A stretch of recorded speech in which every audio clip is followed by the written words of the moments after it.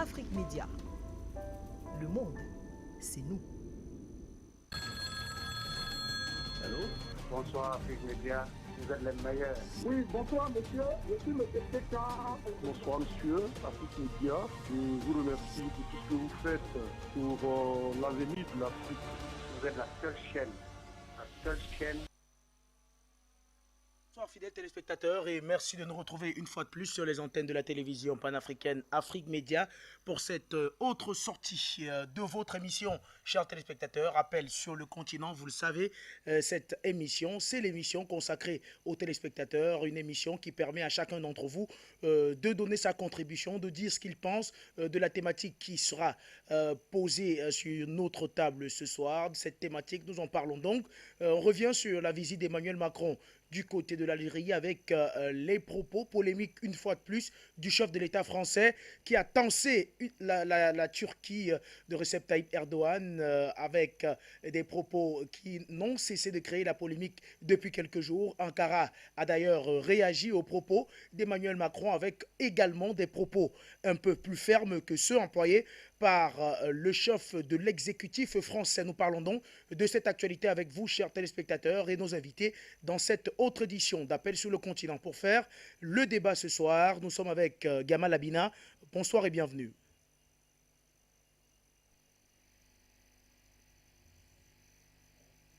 Activez votre micro, Gamal. Oui, je vous entends. Bonsoir et merci pour l'invitation, encore une fois. Merci à vous, merci d'avoir répondu présent également avec nous. Ce soir, Ngouchi Béanzin, bonsoir et bienvenue. Oui, bonsoir, comment allez-vous? Salutations aux téléspectateurs d'Afrique Média, salutations au peuple africain et les amis d'Afrique. Merci à vous, cher monsieur. Également, de l'autre côté de la technique, on espère que notre géopoliticien Luc Michel est en direct de Bruxelles. Bonsoir et bienvenue, cher Luc. Bonsoir. Eh bien, le temps que Luc Michel nous retrouve, on va rentrer de plein pied dans cette émission. Tout d'abord, avant d'évoquer les propos du chef de l'exécutif français Emmanuel Macron, Gamal Abina, que peut-on retenir tout d'abord de cette visite d'Emmanuel Macron en Algérie? Bien, plusieurs éléments. Ça a duré 3 jours. C'est une visite qui était officielle, qui a été voulue par les deux chefs de l'État, que ce soit M. Tebboune qui avait félicité Macron à sa réélection, et M. Macron qui n'arrête pas de tenser l'Algérie pour avoir un rapprochement stratégique fort. C'est un vœu qu'il a toujours formulé, c'est pas d'hier, ça fait quand même depuis 2017 qu'il parle de crimes de guerre, crimes contre l'humanité, qu'il reconnaît une succession de crimes qui ont été perpétrés par la France, et qu'aujourd'hui, après avoir fait pas mal de pas, il y a eu un recul l'année dernière qui était assez violent lorsqu'il a évoqué le fait que l'Algérie a été créée par la France et que surtout c'était une rente mémorielle que l'Algérie utilisait pour faire pression sur la France. Là, il est arrivé en Algérie simplement pour à la fois, pour des raisons d'hydrocarbures qu'on a tous bien compris, à savoir compenser le gaz russe qu'il va perdre, puisqu'il y a 17% d'importation de gaz russe provenant de la Russie qui viennent d'être stoppés, et donc ils ont un déficit pratiquement de 20% qui va coûter extrêmement cher à la France. Et donc il est allé en sous-jacent pour ça, et puis officiellement il est allé pour des rapprochements culturels, sportifs, cinématographiques, universitaires, mais en aucun cas pour demander pardon pour les crimes perpétrés durant 132 ans par la colonisation française. Quant à vous, Ngouchi Béanzin, qu'est-ce que vous retenez de ce déplacement d'Emmanuel Macron en Algérie? Moi, je retiens, je pense que c'est un échec. Pour moi, c'est un échec. Après, pour d'autres personnes diront qu'il a réussi. Oui, effectivement, c'est un voyage voulu à deux avec le président algérien. Mais nous savons que cette visite de Macron a pour objectif aussi de faire la danse du ventre au gouvernement algérien parce que l'État français a besoin de l'hydrocarbure, du gaz et autres de l'Algérie. Parce qu'on voit ce qui se passe avec la Russie qui réduit de plus en plus le gaz russe à la France, etc. Donc ce n'est pas un hasard si il a fait ce déplacement en Algérie, mais ça fait partie aussi de l'agenda qu'il essaye de mettre en place, c'est-à-dire convaincre les pays africains qui sont des alliés, des partenaires de la Russie, parce que l'objectif principal numéro 1 de Macron dans sa tête, c'est surtout la Russie. C'est aller dire aux Africains de ne pas collaborer avec la Russie, de ne pas suivre la Russie, etc. Donc, il pense que il s'est donné au fait un rôle de prêcheur, de messie sur le continent pour convaincre bien évidemment les Africains à se rallier à la cause de la France sur la situation en Ukraine. Mais bon, nous allons développer un peu plus dans l'émission.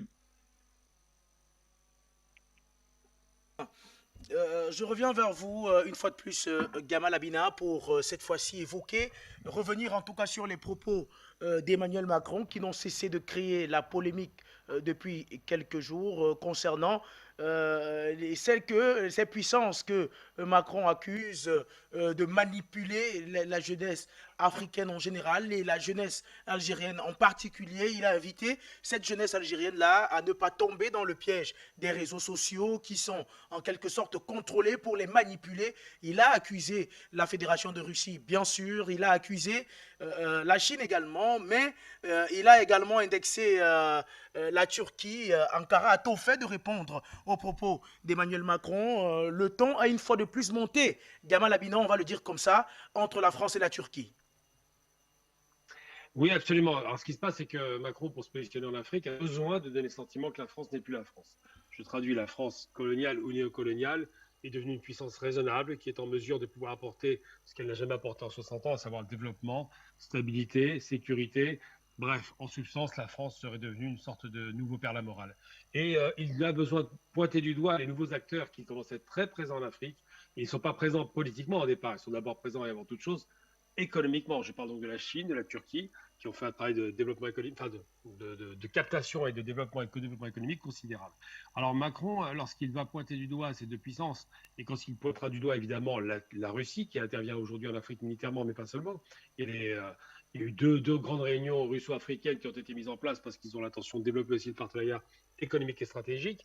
Il se rend compte que ce sont trois partenaires, la Russie, la Chine, la Turquie, qui ont des démarches d'investissement productif en Afrique. Parce que la question qui se pose aujourd'hui, c'est pourquoi l'Afrique est sous-développée. C'est parce qu'il n'y a jamais eu de volonté de la part des Occidentaux, France, Angleterre, États-Unis, c'est ceux qui font la loi, jamais eu de volonté qu'il y ait un partenariat sérieux et un développement ou un co-développement ou une démarche de développement.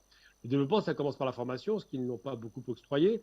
Ensuite, ça se poursuit par l'installation d'usines de production, la capacité de pouvoir devenir indépendant sur le plan énergétique, évidemment, en exploitant ses propres ressources énergétiques et en les exportant. Et donc, lorsqu'il va là-bas, Macron, avec les échecs patentés, il se trouve en situation très difficile. Je vais donner un exemple très concret pour illustrer mon propos. En Algérie, par exemple, que je connais très bien, ils ont fait installer, à l'époque c'est Carlos Ghosn, donc l'ancien directeur de Renault, a fait installer une petite usine de montage de véhicules. Donc le montage, évidemment, à l'époque, on croyait que c'était une usine de véhicules, non, c'est une usine de montage dans l'ouest de l'Algérie. Il a fait installer cela en produisant le premier véhicule qu'il appelle un Renault Symbole. Tout un symbole, croyait-on, mais pas du tout. C'est un véhicule de faible qualité, avec un prix effectivement relativement bas, peu vendu en Algérie, mais surtout c'est un véhicule qui a été essentiellement construit en France. La France envoie les pièces détachées qu'on va assembler bon an mal an avec un taux d'intégration de 3%, donc ça signifie que l'Algérie ne fabrique rien sur place, ne fait qu'acheter des éléments, des équipements de véhicules et les assemble sur place. Donc la valeur ajoutée est nulle, puisqu'il n'y a pas de valeur ajoutée en termes de création de richesse. On n'a pas l'écosystème qui permet de construire un véhicule, je parle de tous les équipementiers, et on se retrouve avec une dépendance vis-à-vis du pays exportateur des pièces, les fameuses pièces à constituer, à assembler, c'est Lego. On se retrouve à importer ces fameuses pièces de France, et quand les importations s'arrêtent, il n'y a plus de production d'usines de véhicules parce qu'on ne peut pas les faire. Et bien ça, c'est les méthodes françaises, alors que les Turcs, lorsqu'ils s'installent en Algérie dans les mêmes conditions, investissent massivement dans l'outil de production industrielle et viennent d'inaugurer il y a 3 ans une usine avec laquelle d'ailleurs je vais travailler dans le cadre de mes activités professionnelles, qui s'appelle Taïal, qui est à Rélisade et qui est une usine, la plus grande usine textile d'Afrique. Donc les Turcs, lorsqu'ils arrivent en Algérie, après avoir demandé pardon pour une présence qu'on juge coloniale, mais qui est une présence califale en Afrique du Nord, finissent par investir en Algérie parce qu'ils ont demandé pardon et parce qu'ils se positionnent comme un partenaire. Un partenaire n'est pas nécessairement un ami, mais au niveau économique, c'est quelqu'un qui apporte quelque chose. La France n'est pas un partenaire d'Algérie. La France est un producteur de produits manufacturés et de services qu'elle vend à son client, l'Algérie. Donc le partenariat n'est pas un partenariat de co-développement ou de partage de richesse, c'est une relation client-fournisseur. Donc ça ne s'appelle pas des partenaires, ça s'appelle client-fournisseur. On est devenu une véritable, enfin pour les Français, on était, parce que ce n'est plus le cas aujourd'hui, une véritable espèce de grand marché à ciel ouvert dans lequel ils pouvaient vendre tous leurs produits manufacturés, et nous ne bénéficions de rien. Eh bien, la Chine, de même, qui investit lourdement en Afrique et les infrastructures, et qui développe des régions entières, il faut le reconnaître, même si elle tire son profit, ou encore une fois la Russie qui va faire de même, puisque c'est en plein démarrage actuellement après avoir assuré la sécurité, ces pays-là, effectivement, sont vus comme des concurrents directs sur le plan économique de la France, et les Français, pour les disqualifier, vont inventer un terme fantaisiste de pays qui n'ont jamais été des coloniaux. Ils disent que ce sont des puissances coloniales ou néocoloniales. Donc c'est vraiment l'hôpital qui se moque de la charité. C'est-à-dire que les grandes puissances coloniales européennes qui ont massacré l'Afrique et l'Asie, aujourd'hui vont dénoncer des pays qui ont subi aussi le colonialisme. Je parle de la Chine, je parle de la Russie qui a été colonisée 4 ans par les nazis, je parle évidemment de la Turquie qui a failli être détruite totalement en 1920. Ces pays-là nous expliquent aujourd'hui, je parle de la France en l'occurrence, que les pays qui ont été les victimes de la colonisation deviennent des coloniaux. Ça ne tient pas la route, mais on comprend très bien la problématique qui se pose. La France est en train de perdre son précaré africain francophone et tente, en allant en Algérie, de convaincre des Africains pas du tout convaincus que les ennemis seraient ailleurs. L'ennemi, en substance, a fait ses preuves durant 60 ans. C'est celui qui n'a pas été capable d'apporter le moindre concours en matière de co-développement, mais qui, par contre, en matière d'endettement, a mis le paquet pour que ces pays ne sortent jamais de la dette abyssale dans laquelle ils sont entrés. Donc la France, effectivement, détourne le regard sur d'autres pour ne pas pointer du doigt ses propres responsabilités, à savoir, elle n'a jamais demandé pardon pour les crimes perpétrés en Algérie. Merci à vous, Gamal Abina. En tout cas, jamais demandé pardon pour les crimes, pas seulement en Algérie, la quasi-totalité des crimes Bien que sûr, la France ça va de soi. a commis en France, autant pour moi sur le continent africain, elle n'a jamais demandé pardon. Ngouche Bianzin, pour revenir un peu sur les déclarations d'Emmanuel Macron, est-ce que, pour employer un terme qui est commun à la boxe, est-ce que ce que Emmanuel Macron a tenté de faire récemment en Algérie, c'est ce qu'on peut qualifier de coup en dessous de la ceinture? Oui, c'est sa spécialité parce que Macron est un manipulateur. Hein. Ceux qui connaissent Macron ici en France le savent que c'est quelqu'un qui est très manipulateur, c'est un bonimenteur, c'est ça. C'est la spécialité des hommes politiques. Mais malheureusement pour lui, Macron est un homme politique que je qualifie, que j'appelle souvent le batracien.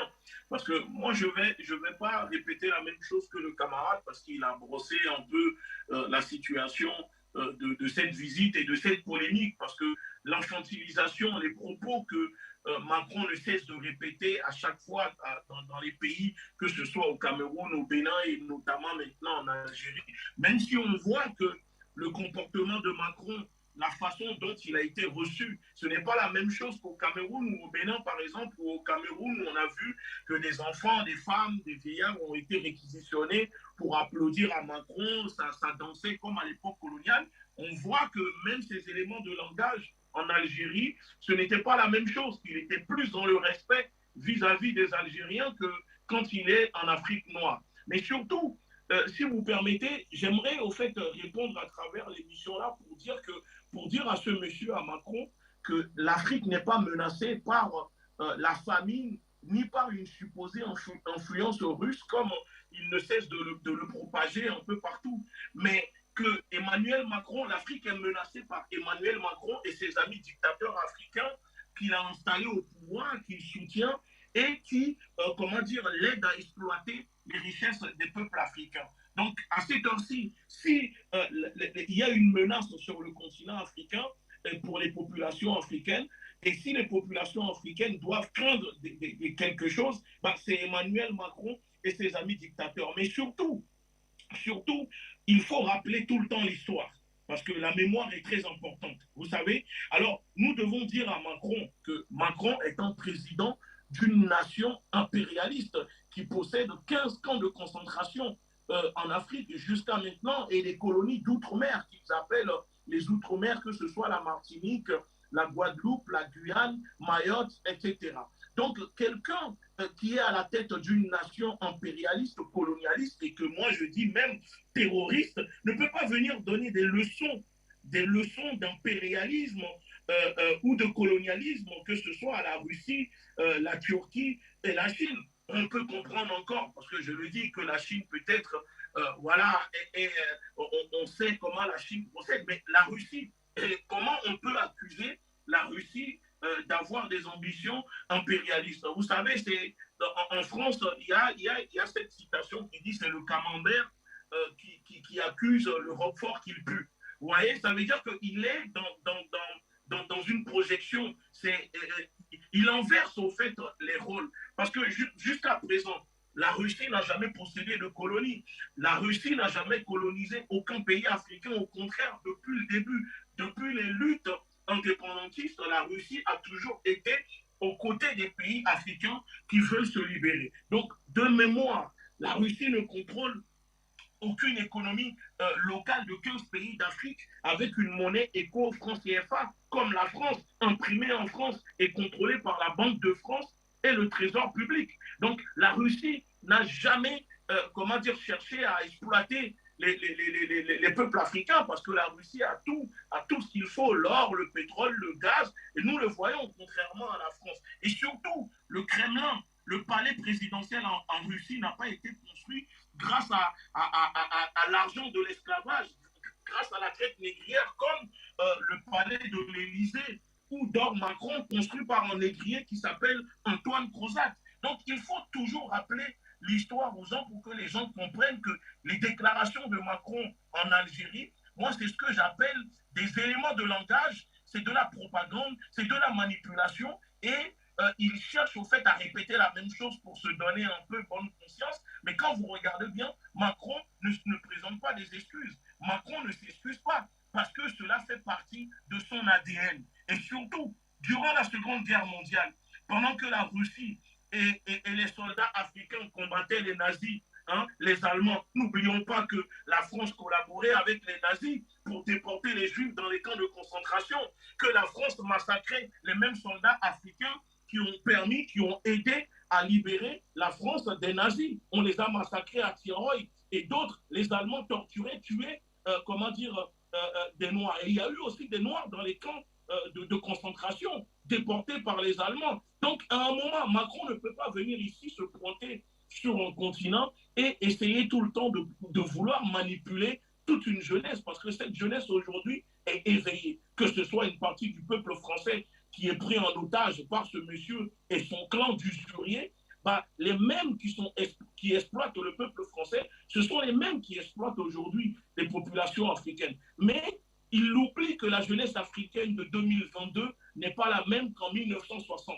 Et que maintenant, la jeunesse d'aujourd'hui est très éveillée parce que nous sommes dans une guerre, informationnelle, hybride, cognitive, et que grâce au panafricanisme, nous faisons un travail très remarquable et ça aide les populations à se libérer. Donc, contrairement à certains pays européens qui se sont excusés avec regret sur leur passé colonial impérialiste, la France n'a pas encore tourné la page du colonialisme, puisqu'elle pratique encore le néocolonialisme sur le continent africain. Donc, sous d'autres formes, raison pour laquelle elle refuse de se repentir et de présenter ses excuses pour peut-être avoir la chance de repartir à zéro avec les populations africaines.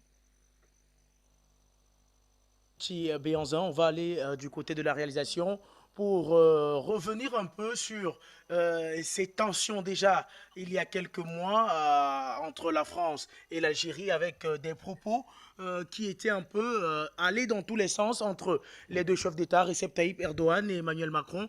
Ils avaient échangé des paroles sur les réseaux sociaux un peu très dures, justement parce que la France, une fois encore, avait tenté de faire de la Turquie ce qu'elle n'était pas. On va, avec le concours de la réalisation, prendre ces deux éléments, les écouter et revenir sur le plateau pour en parler avec nos invités.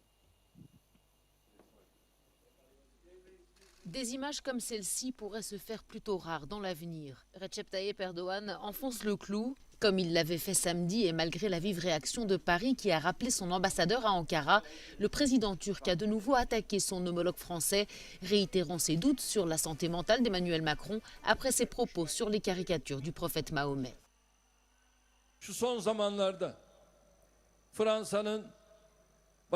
Ces derniers jours, l'individu qui dirige la France a été surpris. Il est obsédé par Erdogan jour et nuit. Mais qu'il se regarde d'abord, qu'il voit vers quoi il se dirige. C'est un cas, et en conséquence, il a vraiment besoin de faire des examens de santé mentale.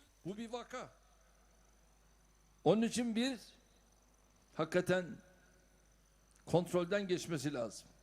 Des attaques verbales vivement critiquées en France et jugées inacceptables par l'Élysée, mais aussi par le chef de la diplomatie européenne.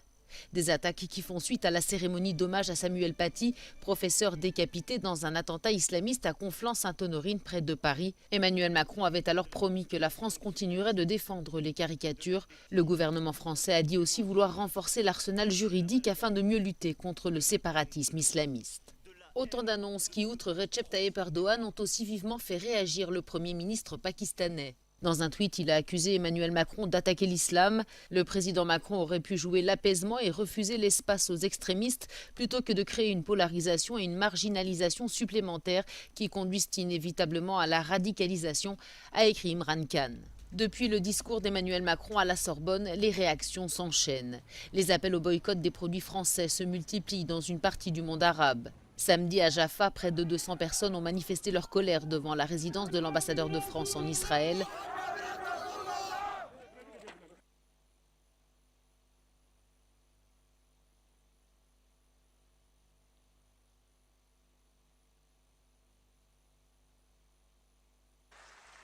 C'est la première fois que Recep Tayyip Erdogan s'en prend nommément au président français. Monsieur Macron, vous n'avez pas fini d'avoir des ennuis avec moi. C'est la France qui a tué 1 million de personnes en Algérie. C'est la France qui a tué 800 000 personnes au Rwanda. Sachez une chose, vous ne pouvez pas nous donner de leçons d'humanité. À l'origine du conflit des gisements d'hydrocarbures en Méditerranée orientale, la zone est disputée à la fois par la Grèce et par la Turquie. Face aux prétentions turques, l'ensemble de l'Union européenne s'est uni. Emmanuel Macron a menacé Ankara de sanctions européennes. Message de solidarité, de soutien face aux provocations unilatérales, aux forages illégaux ou aux mouvements de menace de la souveraineté d'États européens. Les exercices militaires se sont multipliés en Méditerranée, comme cette démonstration de force du côté turc. Nous sommes pleinement déterminés et capables de protéger les droits et les intérêts de notre pays, et ce, jusqu'à la mort. Signe de soutien à la Grèce, la France effectue des patrouilles militaires dans la région. 18 avions français Rafale ont été commandés par Athènes, un vaste programme de défense dont le gouvernement français se félicite.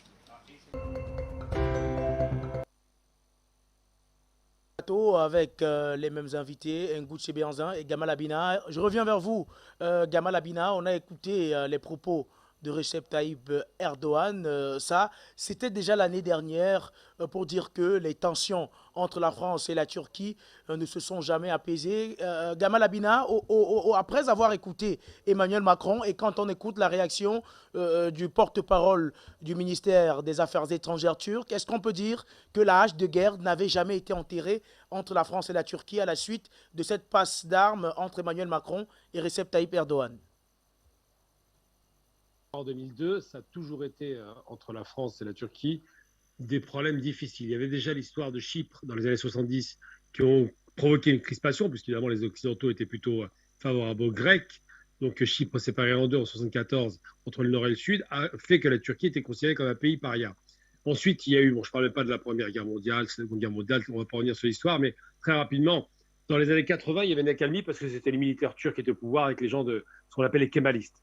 Donc des gens qui sont plutôt laïques, plutôt pro-occidentaux et plutôt favorables à l'adhésion à l'Union européenne qu'ils ont réclamé depuis 1957, il faut le rappeler. Donc ça fait très longtemps que les Turcs essaient d'intégrer l'Europe, mais jamais n'ont obtenu cette faction. Pourquoi? Parce que des pays comme la France en particulier et d'autres, mais particulièrement la France et la Grèce évidemment, refusent l'intégration de la Turquie en Europe pour des raisons fantaisistes. Ils prétendent que les Turcs ne sont pas géographiquement européens parce qu'effectivement, du côté de la Turquie occidentale, il n'y a que 10% du territoire qui est en Europe, en Europe continentale, et la Turquie, qu'on appelle le bord asiatique, de l'autre côté du détroit, celui-ci est plutôt considéré comme étant un pays oriental.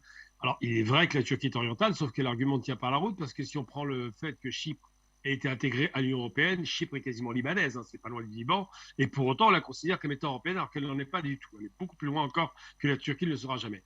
Donc ça, c'est des raisons historiques. Alors ce qui se passe, c'est que c'est pas seulement Macron, et c'est vrai que ça ne va pas s'arranger, qui a un problème avec les Turcs. Ça remonte déjà au pouvoir socialiste de de Hollande, ça va remonter encore avant Hollande à Sarkozy qui déteste les Turcs pour des raisons évidentes et familiales. Sa mère est de Thessalonique, elle est donc de Chypre, elle a donc une détestation traditionnelle des Turcs liée à l'Empire ottoman et à tout ce qu'on peut imaginer.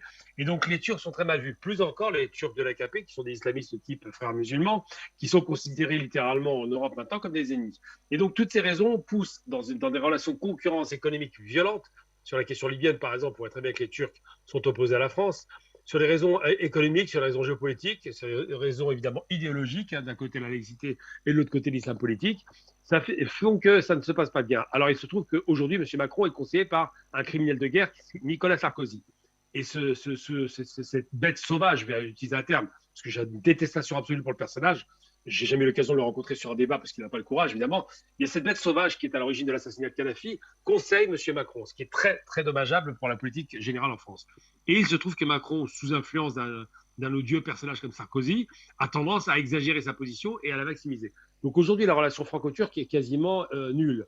Il y a eu l'affaire d'une organisation turque en France qu'on avait commencé à inquiéter, Mili Gülen, pour laquelle j'avais déjà eu l'occasion de discuter sur RT France, en expliquant qu'ils voulaient réduire leur réseau d'influence. C'est une organisation qui est très implantée en Allemagne, beaucoup moins en France, un petit peu sur le Nord, et on a essayé de leur faire des histoires pour des raisons, évidemment, de ce qu'ils vont appeler ça le soft power ou de l'entrisme politique. Mais en vérité, la Turquie, aujourd'hui, est une concurrente directe de la France, non seulement sur le plan idéologique, sur le plan culturel, sur le plan cultuel, puisque les Turcs sont musulmans, ce que ne sont pas les Français, et s'opposent aux Français pour des raisons de laïcité, pour des raisons de lois séparatistes, dont on voit aujourd'hui, par exemple, qu'elle est appliquée avec brio, puisqu'ils vont virer l'imam Iqwisen de France. Et tout cela fait que ces deux pays ne s'entendent pas et ne s'entendront jamais. Alors déjà, la mésentente, elle date d'il y a longtemps, à l'époque de l'homme malade de l'Europe, comme on l'appelait la Turquie. Les Français avaient tendance, enfin de l'Europe en général, à considérer les Turcs comme des ennemis, et pour cause, c'était les alliés des Allemands pendant la Première Guerre mondiale. La Seconde Guerre mondiale, les Turcs sont restés plutôt en retrait, mais aujourd'hui, depuis que la Turquie se développe à vitesse grand V, ils sont 20e puissance économique, ils deviennent un atout majeur pour leur population et un ennemi pour leurs concurrents. Et il se trouve que les Turcs sont actifs sur tous les théâtres d'opération. On les voit en Libye, évidemment. On a vu qu'en Éthiopie, grâce à leur drone, Bakhtar, eh bien, ils ont sauvé Abiy Ahmed, c'est ça qui a fait la différence. On voit qu'en Ukraine, même, ils ont des drones qui sont vendus, mais ils ne sont pas trop présents, mais malgré tout, ils font les affaires. On voit qu'ils réussissent à discuter avec les Russes, qui sont leurs grands concurrents historiques. Hein, que j'ai oublié que la Russie a fait la guerre de nombreuses fois à la Turquie. Je parle bien de la Turquie post-ottomane. Et aujourd'hui, on a donc un pays qui commence à être très, très vorace économiquement, qui est très à la recherche de marché et de partenaires. C'est que la Turquie, contrairement à la France, tout comme les Chinois, ne donne pas de leçons de démocratie aux Africains. Mais il leur donne des possibilités de partenariat économique. Ça ne veut pas dire que les Turcs sont des amis africains. Il faut être un peu raisonnable. Il n'y a pas d'amis extérieurs à l'Afrique. Il y a des gens qui sont des partenaires intéressants et d'autres qui ne sont pas de partenaires intéressants, voire des ennemis. Eh bien, aujourd'hui, le volet est du monde, Turquie, Chine, Inde, Russie, ces pays-là, Iran, évidemment, ces pays parias deviennent les pays les plus intéressants pour l'Afrique parce que ce sont les partenaires qui sont ennemis de ceux qui viennent les spolier.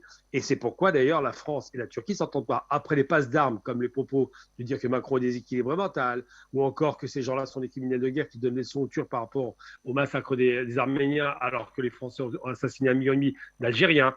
On ne va pas parler des 500 000 personnes à Madagascar qui ont été assassinées. On ne va pas parler des Babyloniens. On ne va pas faire la liste longue et exhaustive des massacres perpétrés par les Français. La plus récente, c'est la Libye. On ne va pas dire cela. Mais c'est vrai qu'aujourd'hui, les Turcs sont en bonne position pour dire pour qui vous prenez-vous. On n'a pas de leçon à prendre sur les criminels de guerre et c'est une information très importante à écouter parce que les gens ne savent pas ça. La France est le pays au monde, écoutez bien, la France est le pays au monde qui a fait le plus de guerres dans toutes les histoires de pays au monde. Il n'y a pas un pays au monde qui a fait autant de guerres que la France durant sa création, durant les Gaules. Ils ont toujours fait la guerre. C'est un pays qui est guerrier. Maintenant, ils perdent depuis 200 ans toute leur guerre, mais ils n'ont fait que de la guerre. Napoléon a massacré toute l'Europe en faisant des guerres partout. C'est une sorte d'Hitler qui a inspiré Hitler. Eh bien, ce pays-là, en perte de prestige, maintenant se bat pour résister économiquement, pour garder un prestige économique, et il n'y parvient que très difficilement parce qu'évidemment, à force de mentir, à force de manœuvrer, à force de manipuler, eh bien, plus personne ne les croit. Et Macron, malheureusement pour lui, j'aurais dire, il est l'héritier de tout cela, Macron se positionne comme quelqu'un qui essaie de sauver le précaré français, mais qui aura beaucoup de mal à obtenir cela parce que dans son mouvement politique, qui n'est pas la partie, mais un mouvement, il y a une frange de droite extrêmement violente qui ne veut pas entendre parler de repentance, c'est comme ça qu'ils appellent ça, donc de demande de pardon, qui ne veut pas entendre parler de rapport d'homme à homme, d'égal à égal, mais qui a toujours ce petit racisme un peu crasseux, un peu sale, qui consiste à dire que nous, les maîtres du monde, ce qu'ils croient être les maîtres du monde, donc eux, nous avons un devoir de civiliser les sauvages, nous. Eh bien, cela doit cesser. Et évidemment, les Russes, les Chinois, les Turcs, les Iraniens, les Indiens, ces gens-là qui font partie des gens qu'on considère comme des gens inférieurs, aujourd'hui, deviennent les dominants. Et il faut travailler avec les plus forts pour devenir le plus fort. On peut donc dire que c'est ce passé colonial-là dont parle le porte-parole du ministère des Affaires étrangères de la Turquie, qui porte préjudice à la France aujourd'hui, parce que, d'après lui, la France refuse d'accepter son passé colonial, et c'est pour ça qu'elle ne parvient pas à avancer. Il invite d'ailleurs, il espère en tout cas que la France va pouvoir atteindre la maturité pour pouvoir faire face à ce passé colonial. Est-ce que c'est donc en faisant face à ce passé colonial que Paris pourra se sortir de la situation dans laquelle elle est aujourd'hui? Vous posez la question? La question est à vous. Très bien. La réponse est très simple. J'ai eu l'occasion de le dire récemment sur 3 télévisions différentes, hein, dont une algérienne, donc ça veut du poids. La problématique qui se pose, j'ai envie de dire aux Français, si je devais parler aux Français, si je devais parler à Macron, parce que j'ai une amie qui l'a accompagné dans son voyage, une amie députée algérienne, avec laquelle je vais discuter à son retour. Il y a un problème, c'est-à-dire que Macron, qui est un homme jeune, et c'est la raison pour laquelle, quand le ministre des Affaires étrangères turc dit un pays immature, c'est une façon de se moquer de Macron, pour dire que c'est un homme immature, parce qu'il est jeune. Eh bien, Macron se vante toujours de ne pas être un enfant de la guerre ou de la guerre d'Algérie. Très bien. Alors, pourquoi ne va-t-il pas jusqu'au bout? Pourquoi? Alors, je ne dis pas demander pardon, parce que demander, c'est une position d'infériorité. Qu'il présente ses excuses au peuple colonisé qu'il a fait, que son pays, pas lui, hein, que son pays a fait massacrer. Qu'il présente des excuses. Qu'il dise, on vous présente nos excuses, et est-ce que vous les acceptez?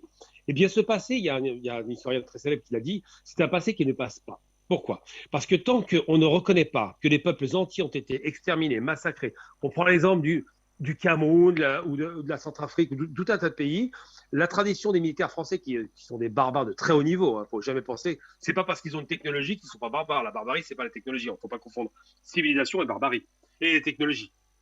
Ces hommes-là coupaient les mains de leurs victimes pour faire des exemples, ils coupaient des têtes, on était vraiment dans la barbarie la plus crasse. Pourquoi? Pour faire des exemples. Des victimes qui n'étaient même pas suspectées d'avoir agi contre eux. Eh bien, tout cela pour dire que lorsque ces crimes sont perpétrés, et quand on se regarde en face dans une glace, soit on répond honnêtement, nous avons été des criminels et nous demandons pardon humblement parce que les peuples qui ont subi notre barbarie ont aujourd'hui des enfants et des descendants qui n'ont pas connu. Moi, mon grand-père, je ne l'ai pas connu, il a été assassiné pendant la guerre d'Algérie, devant ses enfants. Ils ont mis des coups de baïonnette et de matraque pour le tuer devant ses enfants. Il a mis une semaine avant de mourir. Comment je peux pardonner ça? Il faut que quelqu'un me demande pardon. Ils veulent qu'on passe outre l'histoire pour laquelle ils ne nous ont pas demandé pardon. Et ils pleurnichent depuis 77 ans parce que les nazis ont fait 4 ans d'invasion chez eux. Vous vous rendez compte le rapport? C'est que quand les nazis font 4 ans d'invasion, on doit pleurer pendant 77 ans, c'est catastrophique. Mais par contre, quand eux restent plus de 100 ans chez nous, là, on ne doit rien dire, c'est normal. Alors, je suis désolé, mais on parle beaucoup de Ouradour Sougan en France. Donc, c'est un crime qui avait été perpétré par les SS dans le nord de la France. Et bien, en Algérie, pour vous donner un exemple très chiffré et simple, si on prend l'acceptation des chiffres algériens du nombre de morts, c'est 600 morts par semaine pendant 7 ans et demi. Ils assassinaient un village par semaine, et ça on peut en parler. L'Est algérien dont je suis a été extrêmement pourvoyeur malheureusement de victimes de cette barbarie. 600 personnes par semaine, ça correspond à un Ouradour sur Glane. Ça signifie que les Français ont fait aussi bien que les nazis, ou les nazis en URSS. Chaque semaine, on avait un village qui disparaissait. Comment peut-on passer au-delà de ça? On a assassiné près de 5 millions d'Algériens du début à la fin de la guerre. Je ne parle même pas du reste de l'Afrique, où c'est des dizaines de millions d'individus par pays qui étaient assassinés, par décennie. C'est ça la réalité. Eh bien, si les Français ne sont pas, je parle de Macron, s'il n'est pas capable d'avoir cette maturité politique de dire, face à la racaille de chez lui, la racaille, j'utilise le terme, hein, de droite et d'extrême droite, et j'utilise le terme, je répète 2 fois, et 3 fois, la racaille des politiques de France, et j'ai eu l'occasion de m'embrouiller souvent avec l'extrême droite à la télévision, face à Le Pen et face à toute sa clique d'incapables, s'il n'est pas capable de dire à cette racaille, nous demandons pardon aux pays qui ont été victimes de la barbarie coloniale française, eh bien, c'est qu'il n'est pas un homme courageux et c'est pas un homme de principe. Voilà, simplement. Donc, je dis à M. Macron, si ça se dit un jour, je finirai par rencontrer, dites à la racaille de chez vous que je ne vous écoute pas, parce que si vous prononcez cette phrase une fois, vous devenez un chef d'État qui va marquer l'histoire durablement et qui réglera la relation difficile entre la France européenne et la France de l'immigration qui est devenue française de fait du droit du sol. Voilà la problématique. Donc c'est vrai, pour vous poser la question, pourquoi ça ne passe pas? Parce que le courage politique de ces hommes-là n'est pas au rendez-vous face à la racaille de droite et d'extrême droite, tout simplement. Gamal Abina, je me retourne vers vous une fois de plus. Ngouchi Bianzin, au vu du communiqué produit par le ministère turc des Affaires étrangères. Est-ce que, d'après vous, Ngugi Bianza, l'immaturité décrite par le porte-parole du ministère des Affaires étrangères de la France actuelle a contribué à exacerber les tensions entre la France et ce qu'on appelle désormais ses anciennes colonies? Vous savez, il y a toujours eu des tensions entre Ankara et Paris. Et avant de continuer, j'aimerais juste rajouter quelque chose au propos du camarade en disant qu'il existe aussi une racaille politique à gauche, hein, chez les gauchistes, et que la colonisation qui a contribué à exterminer des peuples en Afrique, en Algérie, au Cameroun, en Centrafrique, au Bénin, a été initiée par des gauchistes, par Jules Ferry. Donc la racaille n'existe pas seulement qu'à droite ou à l'extrême droite, mais aussi à gauche, et on le voit tous les jours. Oui, vous savez, pour moi, c'est vrai qu'il y a une immaturité chez cette personne qui dirige la France actuellement, qui est Emmanuel Macron.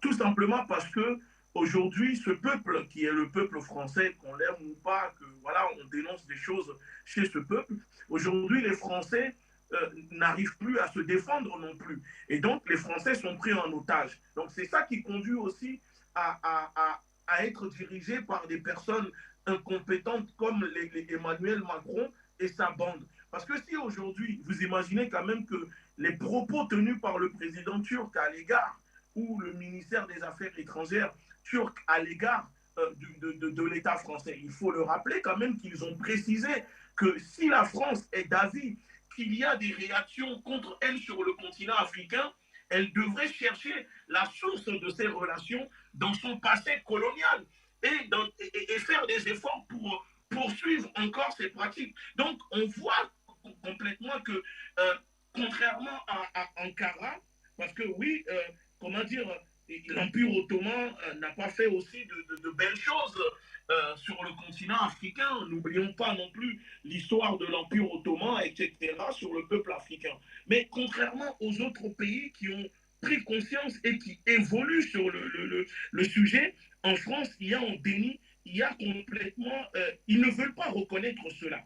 Et donc, pour moi, ça fait partie aussi de l'immaturité. Parce que vous savez, l'agresseur oublie vite le passé, mais les victimes, eux, ne peuvent pas oublier le passé. C'est facile pour l'agresseur de dire aux victimes, oui, mais oubliez le passé, on a massacré vos grands-parents, vos parents pour la colonisation il y a 60 ans, parlons de l'avenir et ne regardez pas le passé. Mais 60 ans, c'était encore hier 60 ans. Parce que la France n'oublie pas les victimes de la Deuxième Guerre mondiale qui date de 70 ans. Alors pourquoi toujours répéter sans cesse cette phrase aux Africains pour leur dire d'oublier le passé ou faire croire que peut-être si les Africains sont en train de se révolter, c'est forcément parce que derrière, il y a des personnes qui les manipulent, il y a la Russie, il y a la Turquie, il y a je ne sais qui, la Chine qui les manipule, comme si les Africains n'ont pas de cerveau pour réfléchir. Comme si les Africains ne sont pas des adultes.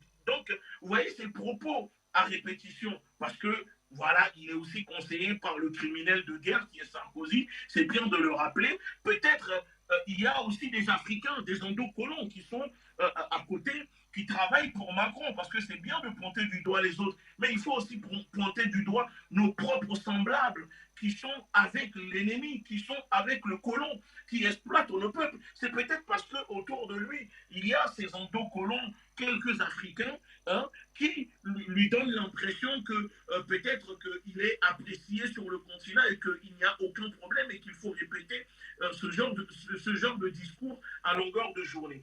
Mais la France est en train de perdre l'Afrique, la France est en train de perdre beaucoup sur le continent africain. Et donc, si elle multiplie ses déclarations H24, c'est aussi pour se défendre, parce qu'elle cherche à sauver un peu son précaré, pour moi, qui n'existe plus. Parce qu'aujourd'hui, ça s'est dézingué. Il y a une décomposition avancée de son précaré, et il y a aussi l'abâtardissement de la classe politique en France qui fait que aujourd'hui, la France n'est plus cette puissance qui fait peur aux populations, au peuple d'Afrique. Et donc, si on prend tout ce que je viens de dire, tous ces paramètres, on peut dire dans ce cas-là que la France n'existe plus, que la France aujourd'hui, c'est une simple zone commerciale, touristique de l'Europe et une colonie soumise aux impérialistes qui sont les Américains. Donc, le nain politique qui est Macron ferait mieux de gérer cela avant de vouloir donner des leçons de morale ou de tout le temps dire aux Africains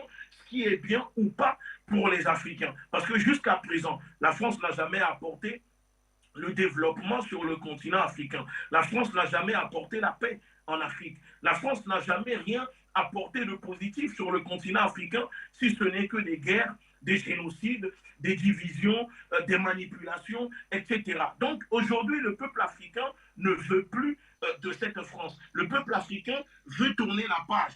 Et donc, la France immature, c'est-à-dire l'État français, qui est l'ennemi éternel des peuples d'Afrique, doit comprendre qu'il y a une page qui se tourne et que les Africains veulent tourner cette page et aller de l'avant, choisir des partenaires qui les respectent, qui ne sont pas hypocrites. Et donc, nous devons dire aux Africains et surtout à nos dirigeants, les quelques dirigeants patriotes, que c'est maintenant ou jamais. L'Afrique doit marcher vers le nouveau monde qui est en train de qui est en construction avec la Russie, la Chine, Cuba, Venezuela, etc. et tourner la page définitivement avec l'ancien pays colonisateur qui est la France. Les États d'Afrique aussi doivent s'engager sur des voies d'égalité, de justice, de solidarité, de fraternité entre pays d'Afrique, parce que c'est bien beau d'aller faire des alliances avec les pays extérieurs à l'Afrique, mais il faut aussi faire ce travail-là entre peuples d'Afrique et pays africains, et aussi s'engager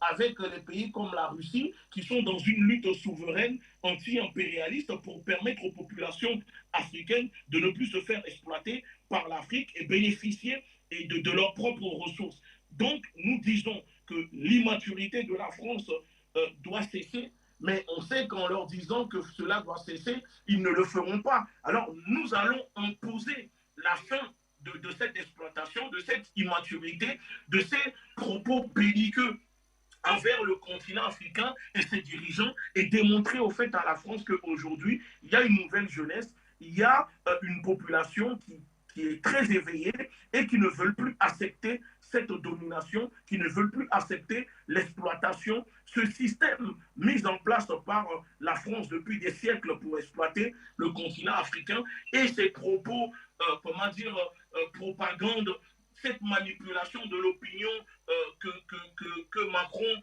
essaye de faire avec l'aide des médias et des journalistes, que moi j'appelle les agents de l'oppression impérialiste. Ngouti Béhanzin, quand on regarde le paysage politique français actuel, est-ce qu'on peut dire qu'il y a très peu de chances que les choses changent de ce côté-là? Parce qu'il faut se rappeler que plusieurs fois, lorsque Emmanuel Macron a fait semblant, en tout cas, de reconnaître la participation de la France dans l'esclavage, il avait été taxé par des hommes politiques en France d'humilier ce pays-là. On a vu encore récemment lorsque, du côté de Bamako, on a décidé d'expulser l'ambassadeur français qui devenait déjà problématique. Toute la classe politique française, que ce soit ceux de gauche, ceux de droite et même ceux du centre, s'était offusqué du fait qu'un pays comme le Mali se permette d'expulser un ambassadeur français. On a vu d'ailleurs une candidate à l'élection présidentielle, Valérie Pécresse, qui a tout fait d'appeler à ce moment-là à la réciprocité, avant qu'on ne lui rappelle quelques temps après qu'il y a déjà longtemps que le Mali n'avait plus d'ambassadeur du côté de la France. Quand on regarde le paysage politique français actuellement, est-ce qu'on peut dire, sans risque de se tromper, qu'il y a très peu de chances que les choses changent dans le futur?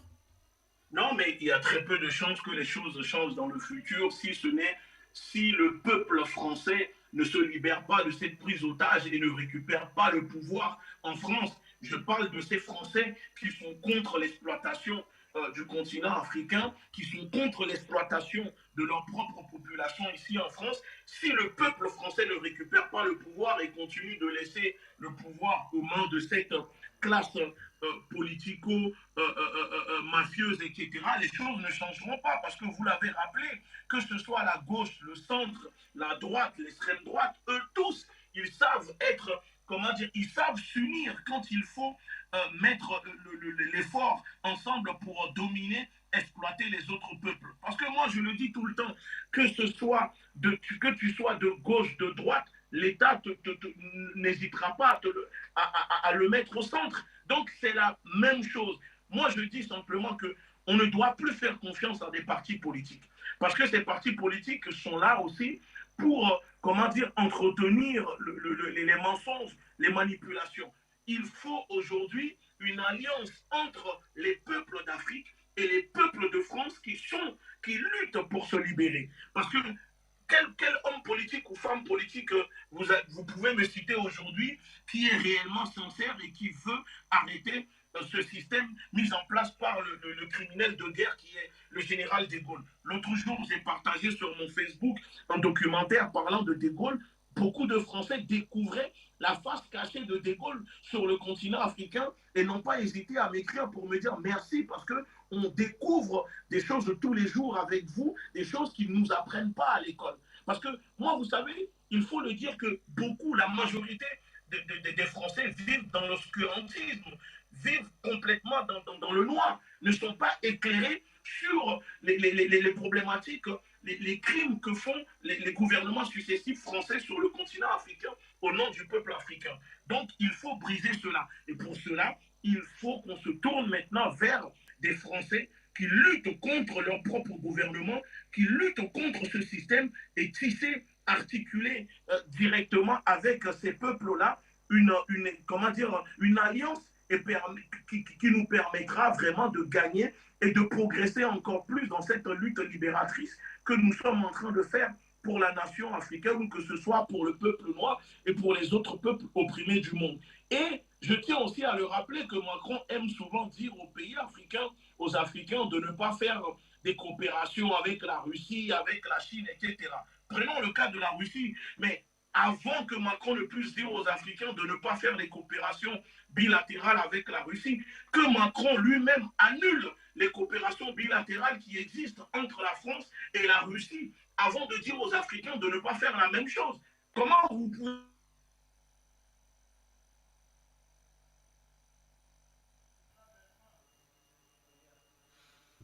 Eh bien, retour sur le plateau, on semble avoir des difficultés de connexion avec notre ami Ngouche Béanzin. On va faire un tour au standard avant de revenir vers vous, chers messieurs. Nous sommes au standard avec le premier téléspectateur de cette soirée. C'est notre ami Delphin Mouipundu qui nous appelle du Burundi. Bonsoir et bienvenue, cher ami. Bonsoir. Chartin Junior et ainsi qu'à toutes les équipes d'Afrique Média. Je n'oublie pas les téléspectateurs et les téléspectatrices. Bien entendu, mon cher ami Gamal et mon frère Béanzin, dont j'ai apprécié chacun les analyses. Et je vais essayer de les compléter comme il se doit. Donc, je souscris tout d'abord à tout ce qui a été dit avant moi. Et je vais répéter un peu ce que je dis à tous mes amis français chaque fois qu'on a l'occasion de se voir. Au stade où on sent les événements aujourd'hui, tout le monde a vu, tout le monde voit à quel point, comme je l'ai souvent dit dans mes prises de parole précédentes, que l'État français est un nain géopolitique. Beaucoup ont essayé de douter, nous ont tourné en dérision, mais les faits sont là. La France n'ose pas ouvrir sa bouche face à la Chine, encore moins face à la Russie, encore moins face à son patron que sont les États-Unis, et même plus en face des puissances régionales comme l'Algérie, le Mali ou la Centrafrique.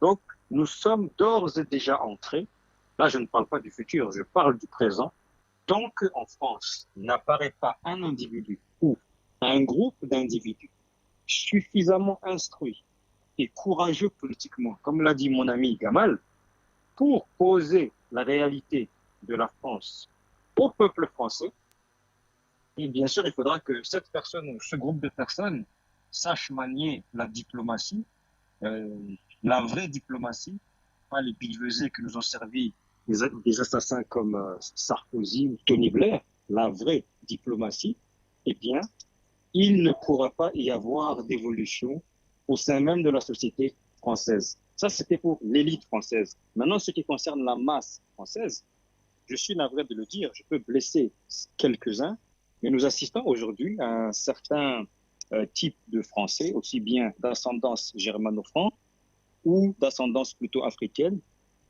Ce sont des moutons Donc eux aussi devront se faire violence. J'en parlais cet après-midi avec mon ami Béanzin sur un des commentaires de sa page.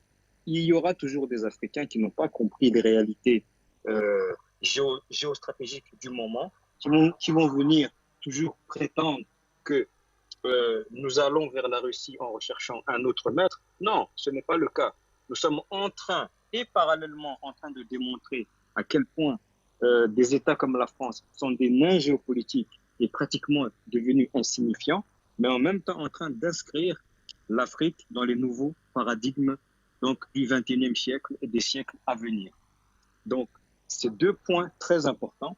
Il faudra, comme l'a dit Gamal, qu'il y ait un certain courage politique au sein même de la société française, mais aussi que nous, les panafricains, nous continuions sur notre lancée parce que, en tout cas, moi, je m'inscris dans cette mouvance.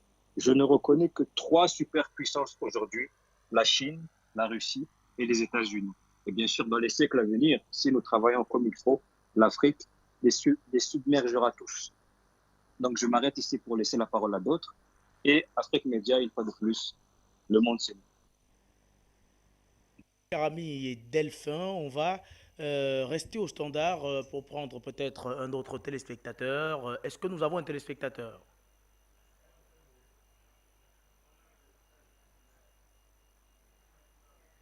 Nous avons Zerfel qui nous a rejoint. Bonsoir et bienvenue Zerfel, bonsoir.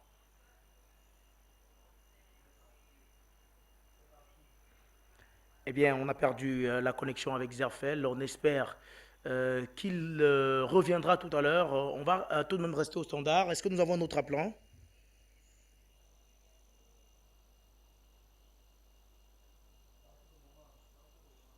Eh bien, retournons sur le plateau avec nos invités. Le standard va tout de même rester ouvert pour permettre à ceux qui veulent nous rejoindre de le faire. Mais on va continuer le débat avec vous. Gamal Abina, la Turquie ne cesse de durcir le ton, vous le disiez, depuis des années même déjà, ces derniers temps. On observe une montée en puissance de ce durcissement-là. Eh bien, cher Gamal Abina, s'il faut faire le rapport entre la Russie, la Chine, les États-Unis, que vaut réellement la Turquie au jour d'aujourd'hui? A-t-elle les moyens, comme on dit souvent, a-t-elle les moyens de sa politique?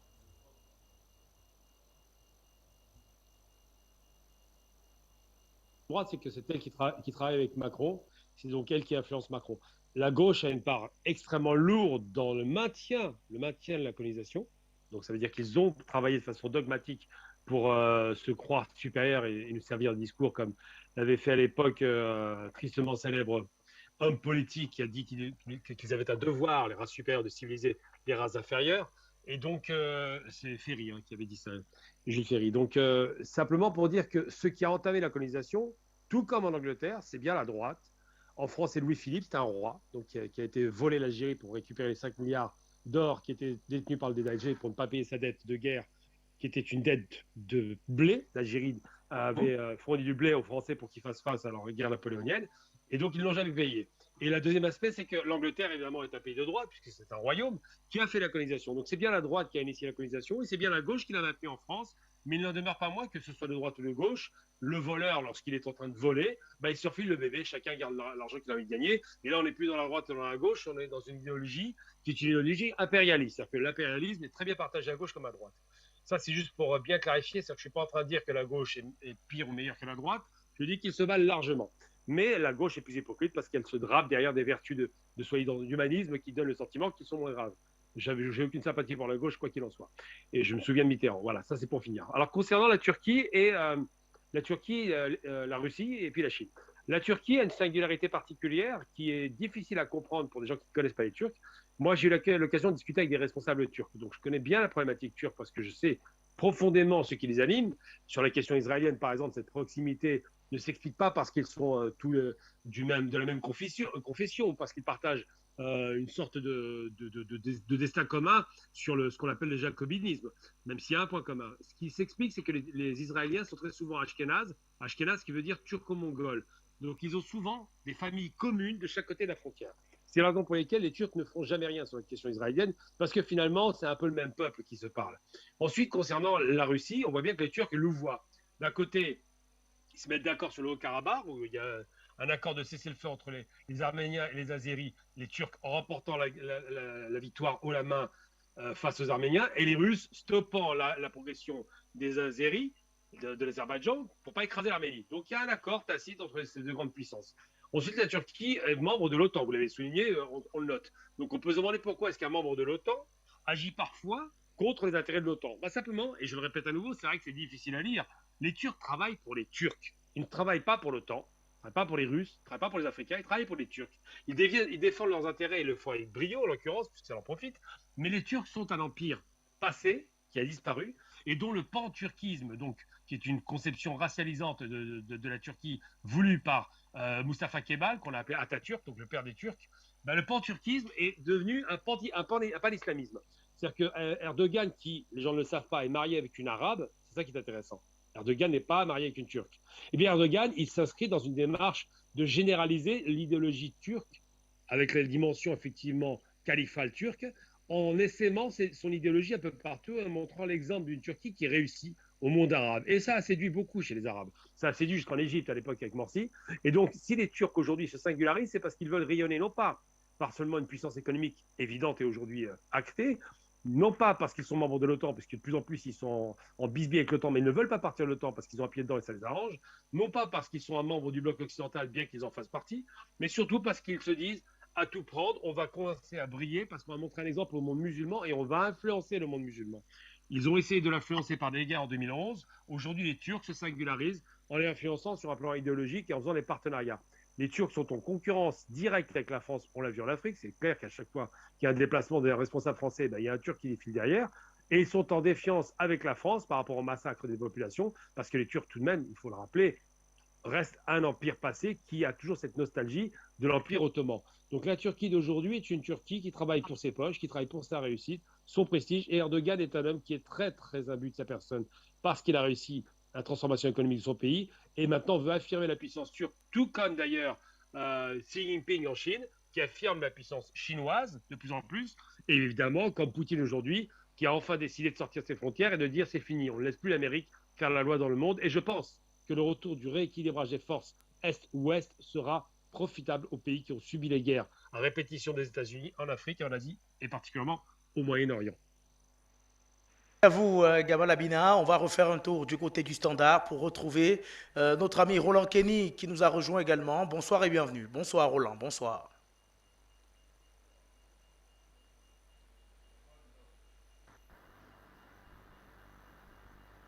Allô? Oui, Roland, vous êtes en direct, nous vous écoutons.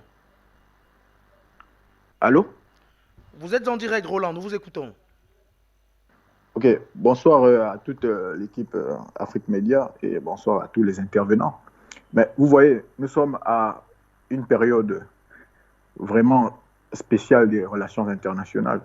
Mais pour commencer, je vais d'abord dire quelque chose sur le Mali. Vous savez, au niveau où nous sommes, il faut que les voisins du Mali et les voisins jaloux du Mali, les supposés frères, en fait, les faux frères du Mali, sachent que au moment où on parle, le Mali n'est plus au niveau de parler des choses, de la CEDEAO, des petites choses comme ça. Le Mali risque, s'ils ne font pas attention, de devenir la première puissance nucléaire d'Afrique de l'Ouest. Il faut que les gens le sachent. Donc, un pays qui a ce type d'ambition n'est plus au niveau de parler des trucs de militaires, les trucs de la sous-région, embargo, tout ça. Ils vont balayer tout ça parce qu'il y a une feuille de route très puissante qui est en train d'être implémentée par ces 5 colonels. Et il faut que toute l'Afrique de l'Ouest le sache. Le Mali n'est pas aux bêtises.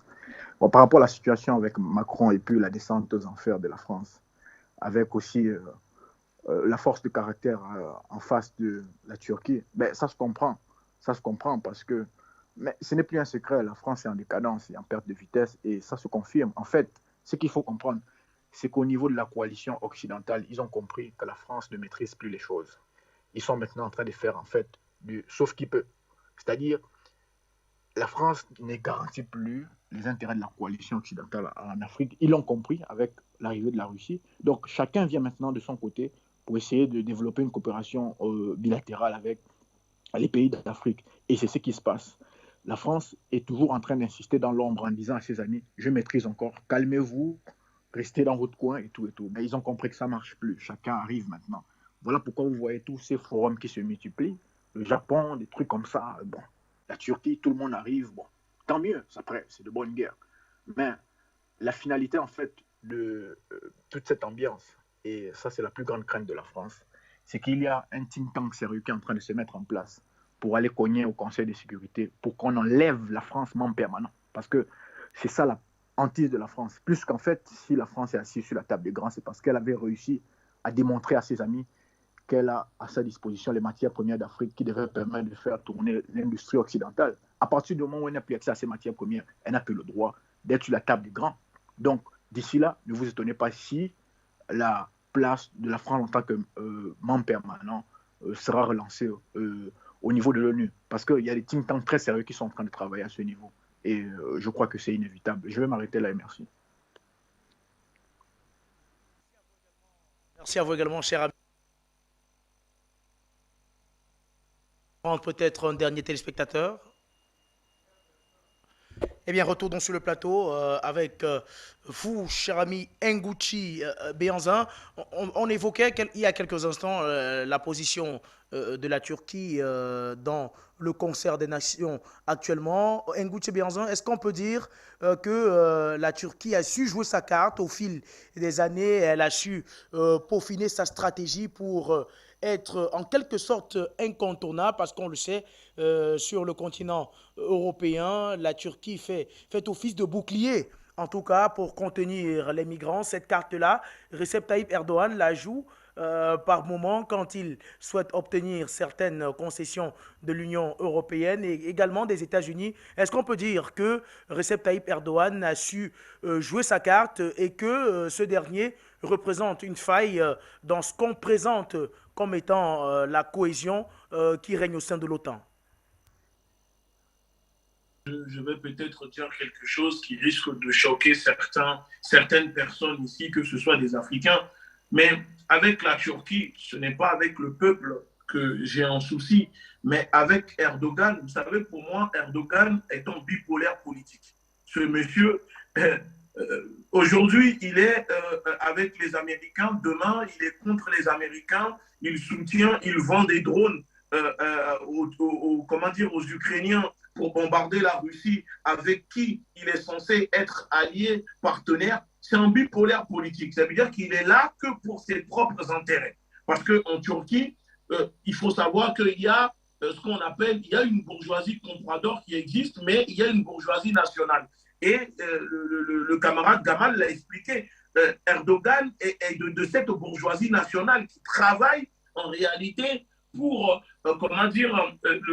l'idéologie nationaliste turque. Donc, quelqu'un qui est bipolaire politique, comment des pays africains, moi je ne sais pas comment les pays africains peuvent l'avoir comme allié et être sûr que ce n'est pas lundi, ils sont à table, ils mangent avec les pays africains, mardi, il est à table avec les Américains pour attaquer les pays africains. Parce que c'est vraiment bipolaire politique.